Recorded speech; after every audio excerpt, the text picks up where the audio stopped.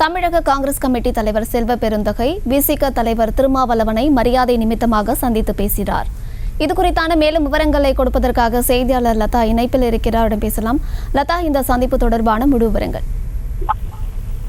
அம்ருத், வணக்கம்.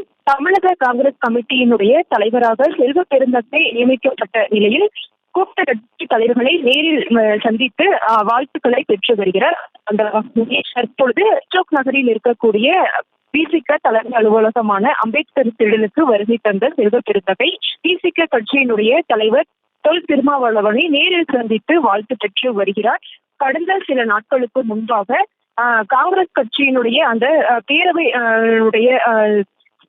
தலைவராக இருந்த காங்கிரஸ் கட்சியினுடைய தலைவராக இருந்த செல்வ பெருந்தகை கூட்டணி கட்சி தலைவர்களை நேரில் சந்தித்து வாழ்த்து பெற்று வருகிறார். கடந்த சில நாட்களுக்கு முன்பாக கூட முதலமைச்சர் மு.க.ஸ்டாலின், அதே போல பார்த்தோம் என்றால் கம்யூனிஸ்ட் கட்சியினுடைய மூத்த தலைவர் நல்லக்கண்ணு, அதே போல தைகோ உள்ளிட்ட பலரையும் சந்தித்து வாழ்த்து பெற்றிருக்கார். அந்த வகையில் தற்பொழுது விசிக தலைமை அலுவலகத்திற்கு வருகை தந்திருக்கக்கூடிய தொல் திருமாவளவனை நேரில் சந்தித்து வாழ்த்து பெற்று வருகிறார்.